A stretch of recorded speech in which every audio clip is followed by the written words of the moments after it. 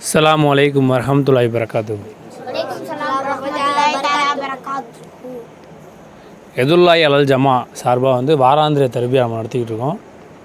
இந்த வாரம் பேச்சாளராக துணை அமீர் அஸ்ரார் பேசுவாப்புல. கிராத் சக்கீர் ஓதுவாப்புல. அல்ஹம்துலில்லாஹி ரப்பில் ஆலமீன் அர்-ரஹ்மானிர் ரஹீம் மாலிகி யௌமித்தீன் இய்யாக நஅ்புது வ இய்யாக நஸ்தஈன் இஹ்தினஸ் ஸிராத்தல் முஸ்தகீம் ஸிராத்தல் லதீன அன்அம்த அலைஹிம் வைரில் மக்தூபி அலைஹிம் வலத்தாலீன் ஆமீன். குல் ஹுவல்லாஹு அஹத் அல்லாஹு ஸமத் லம் யலித் வலம் யூலத் வலம் யகுல் லஹு குஃபுவன் அஹத். அஸ்ஸலாமு அலைக்கும் வரஹ்மத்துல்லாஹி வபரகாத்துஹு. இன்னும் ஒரு வாரம் 10 நாளைக்குள்ளே நம்ம ரமலான் அடைய போகிறோம்.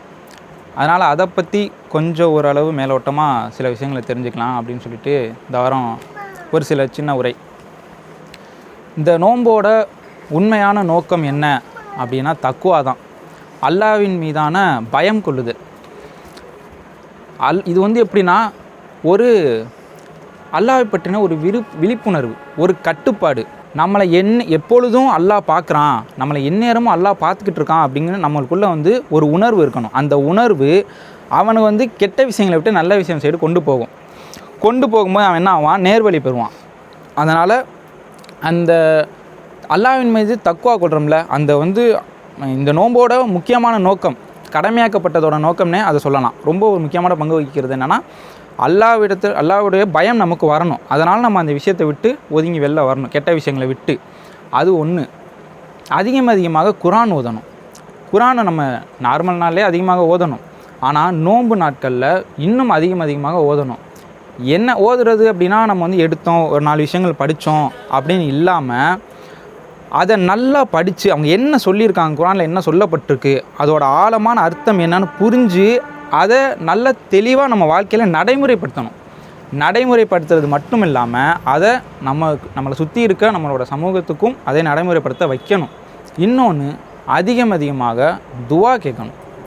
துவா ஏன் அப்படின்னா, நோம்பாளிகளோட துவா மறுக்கப்படுறதில்லை, அது நிச்சயமாக ஏற்றுக்கொள்ளப்படுகிறது. இதை பற்றி அல்லாஹ் சொல்லும்போது சொல்கிறான், நபியே, உங்களிடம் என்னுடைய அடியார்கள் யாராவது என்னை பற்றி கேட்டால் நீங்கள் கூறுங்கள், நான் அவர்களோட தான் இருக்கேன், அவர்கள் அருகில் தான் இருக்கேன். அவர்கள் என்னை அழைத்தால் நிச்சயம் நான் பதிலளிப்பேன்.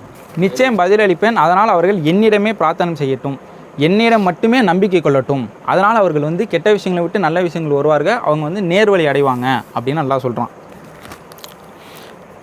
அதனால் நம்ம நம்மளுடைய குடும்பத்திற்காகவும் நம்மளோட உறவினர்களுக்காக நம்மளோட உம்மத்துக்காக நம்ம துவா செய்யணும். நிச்சயமாக பாவத்தை விட்டு விலகிறது. இன்னொன்று என்னென்னா, நம்ம துவா கேட்குறத விட முக்கியம் அதிகமாக பாவ மன்னிப்பு கேட்கணும். பாவ மன்னிப்புகள் எப்படின்னா, நம்ம இந்த மாதிரி நேரங்கள் ரொம்ப முக்கியமானது. எந்த அளவு நம்ம நோம்போட மாதத்தில் நன்மையை சேர்க்குறோமோ அதே அளவு பாவ மன்னிப்பு கேட்குறது ரொம்ப முக்கியமான ஒரு விஷயம். அதனால் அதிகமாக நம்ம பாவ மன்னிப்புகள் கேட்கணும். ரெண்டாவது, தர்மம் செய்கிறத பொறுத்த வரைக்கும் குரானில் அடிக்கடி நிறைய இடங்கள் தர்மம் செய்கிறது சொல்லியிருக்காங்க. தர்மம் நிச்சயமாக செய்யணும் அப்படின்னு சொல்லிட்டு அதை நம்ம நோன்பு காலத்தில் அதிகமாகவே செயல்படுத்தணும். தர்மம் நம்ம நிறையாவே செய்யணும். அது ஒன்று. இன்னொன்று நல்ல நடத்தை இல்லாமல் நோன்பு முழுமையாக அடையாது. இந்த பொய் பேசுகிறது முக்கியமாக. அதில் இந்த பொறாமை, கெட்ட எண்ணங்கள், தீய செயல்கள் இதையெல்லாம் விட்டுட்டு நன்மையின் பக்கம் வரணும். நல்ல விஷயங்கள் பேசுகிறது, நல்ல விஷயங்கள் செய்கிறது, அதை சைடு வரணும். பொய் பேசுகிறவன் எப்படின்னா, அது ரொம்ப அவனுக்கான பாவங்கள் அதிகமாக இருக்கப்படும். நோம்புங்கிறது நேர்மையை வச்சு தான் இருக்குது. அது அந்த நேரத்தில் பொய் பேசவே கூடாது, ஒன்று. இன்னொன்று, கோபம் கொள்ளக்கூடாது. கோபம் ஏன்னா ஒரு மனுஷனை இந்த நோன்பு டைமில் பொதுவாகவே ஒரு மனுஷன் கெட்ட விஷயங்களில் இருந்து அவனை பாதுகாத்து வைக்கிறது இந்த நோன்பு அவனை பாதுகாத்து வச்சுக்கும். அவன் ஒரு கெட்ட விஷயங்கள் செய்யாமல், அவனோட சிந்தனைகள் தப்பான விஷயத்துக்கு போகாமல் அவனை பாதுகாத்து வச்சுக்கும். அது ஒரு கவசமாக இருக்கும். அந்த கவசத்தை உடைக்கக்கூடியது கண்டிப்பாக கோபம் தான். அது நிச்சயமாக அந்த கோபத்தை உடைச்சி அவனை தீமை செய்ய வச்சிடும். இன்னொன்று என்னென்னா, தேவையில்லாத பேச்சுகள், தேவையில்லாத செயல்கள் செய்கிறது. நோன்பு காலங்களில் தேவையில்லாத பேச்சு, தேவையில்லாத செயல்களை செய்கிறது, இதையெல்லாம் நிச்சயமாக செய்யவே கூடாது. அதே மாதிரி வந்து கோவத்தில் யாராவது உங்களை கோவப்படுத்தியிருந்தாலும் கூட நீங்கள் வந்து அவர்கிட்ட ஒரு வாக்குவாதத்தில் ஈடுபட்டு கோவப்படாமல் விலகி போயிருங்க. சிரித்த முகத்தோடு நான் வந்து நோம்பில் இருக்கேன் அப்படின்னு சொல்லிட்டு விலகி போயிருங்க.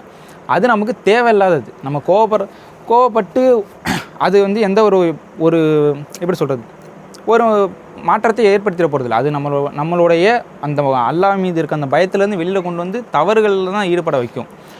இன்னொன்று, நம்ம பாவ மன்னிப்பு கேட்குறத பொறுத்த வரைக்கும் எந்த மாதிரி இருக்கணும் அப்படின்னா, நம்மளுடைய மனசில் கொஞ்சமாவது அதை வந்து உணரணும். ஒரு மனுஷன் பாவம் செஞ்சுட்டு போய் எனக்கு பாவ மன்னிப்பு அல்லாட்ட கேட்குறாரு, திரும்ப அதே பாவத்தை செஞ்சுட்டு போய் பாவ மன்னிப்பு கேட்குறாரு, இது வந்து சரியான ஒரு விஷயமா இருக்காது. அது மனிதர்களுக்கு தெரியணுங்கிற அவசியம் இல்லை. அல்லாஹ்வுக்கு தெரிஞ்சால் போதும். மனசில் முதல்ல வந்து பாவம் நம்ம செஞ்சிட்டோம் அப்படிங்கிறத அந்த குற்ற உணர்ச்சி இருக்கணும். இதை நான் தடுக்கப்பட்டிருக்கு, இதை நம்ம செஞ்சிட்டோமேனு. ரெண்டாவது, இதை நம்ம வந்து இனிமேல் செய்யவே கூடாது அப்படிங்கிற ஒரு முடிவை நம்ம மன உறுதியோடு எடுக்கணும். மூணாவது, அல்லாஹ் இடத்துல பாவ மன்னிப்பு கேட்கணும். இது பாவ மன்னிப்பில் வந்து சேரக்கூடியது. பாவ மன்னிப்பை நம்ம இந்த மாதிரி ஒரு முறையில் தான் அதிகமாக கேட்கணும். எப்படி பாவம் நடக்கும் அதிகமாக நோன்பு இந்த டயத்தில் அப்படின்னா, முதல்ல கண்ணை நம்ம நோன்பு இருக்கிறது அப்படிங்கிறத பொறுத்த வரைக்கும் நம்ம சாப்பிடாமல் இருக்கோம், இப்படியே வந்து எல்லாருக்கூடையும் சேர்ந்து இருந்துட்டு போய் திறந்துடுறோம், காலைலேருந்து ஈவினிங் வரைக்கும் இருந்துட்டு போய் திறந்துடுறோம் அப்படிங்கிறது நோன்பு கிடையாது. அந்த அல்லாஹ்வுடைய தொழுகை இருக்கணும், பயம் இருக்கணும். முக்கியமாக தொழுகை இல்லாத நோன்பு வந்து அது நிறைவேறாது. தொழுகை கண்டிப்பாக இருக்கணும். அதே சமயம் அந்த பாவம் செய்யும்போது அது எப்படி நடக்கும் அப்படின்னா, முதல்ல கண்ணு தான் பாவம் செய்யும். கண்ணால் பார்த்துட்டு அந்த கண்ணு பாவம் செய்யும். அடுத்து மனதால் அவர் நினைப்பார், இது மனம் தடுமாறி இது செய்யலாம்னு நினைக்கும் போது மனம் வந்து பாவம் செய்யுது. அதுக்கடுத்து அவரோட செயல் அதை செஞ்சதுக்கப்புறம் அது செயலில் பாவம் நடந்துடுது. இப்படி தான் அந்த பாவங்கள் வந்து நடக்கும். இது ஒன்று. இன்னொன்று என்ன அப்படின்னா, நோன்பு வந்து அல்லாஹ்வுக்கே உரியது. அல்லாஹ் சொல்லும் போது சொல்கிறான், நோன்பு வந்து எனக்கே உரியது, எனக்காக நீங்கள் வைக்கிறீங்க, எனக்கே உரியது, அதுக்கான நன்மையை நானே தரேன் அப்படின்னு அல்லாஹ் சொல்கிறான். இன்னொன்று, அந்த வாய் துர்நாற்றம் வர்றதுக்கு சொல்லியிருப்பாங்க.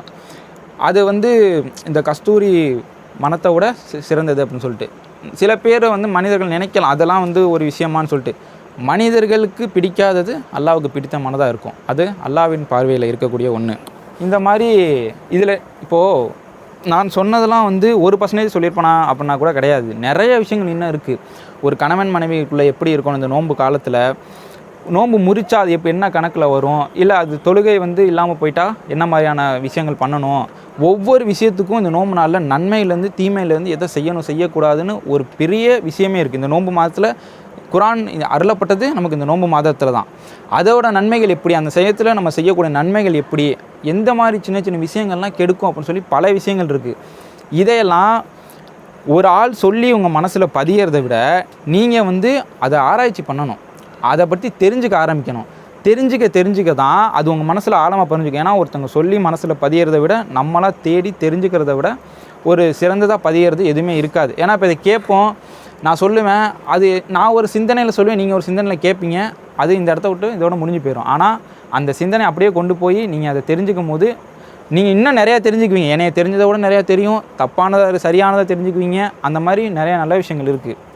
இதே மாதிரி இன்னொன்று என்னென்னா, இப்போது நம்ம அதிகமாக இங்கே ஃபேஸ் பண்ணுறது நான் நிறையவே பார்த்துருக்கேன். அந்த மாதிரி பள்ளிவாசலுக்கு நம்ம போகும்போது நோன்பு காலத்தில் மட்டும் வரான்னு சொல்லி நிறைய பேர் வந்து நினைப்பாங்க, நம்மளை இப்படி சொல்லிடுவாங்களோ அப்படின்னு சொல்லிகிட்டே யாரும் போகாமல் இருப்பாங்க.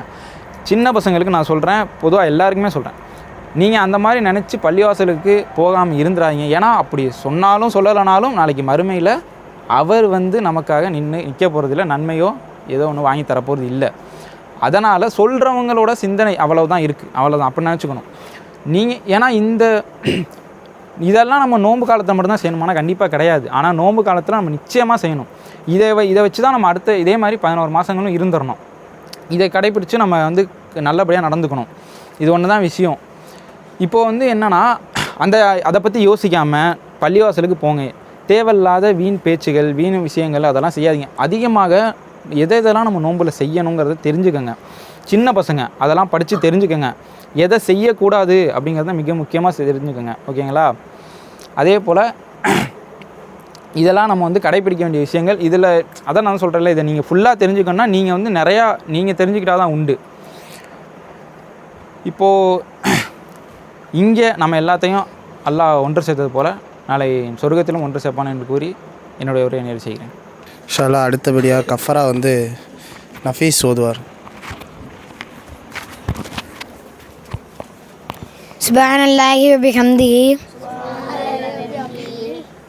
சுப்ஹானக்கல்லாஹும்ம வ பிஹம்திக வ நஷ்ஹது லா இலாஹ இல்லா அன்த அஸ்தக்ஃபிருக வ அத்தூபு இலைக். சுப்ஹான ரப்பிக ரப்பில் இஸ்ஸத்தி அம்மா யசிஃபூன் வஸ்ஸலாமுன் அலல் முர்ஸலீன் வல்ஹம்துலில்லாஹி ரப்பில் ஆலமீன்.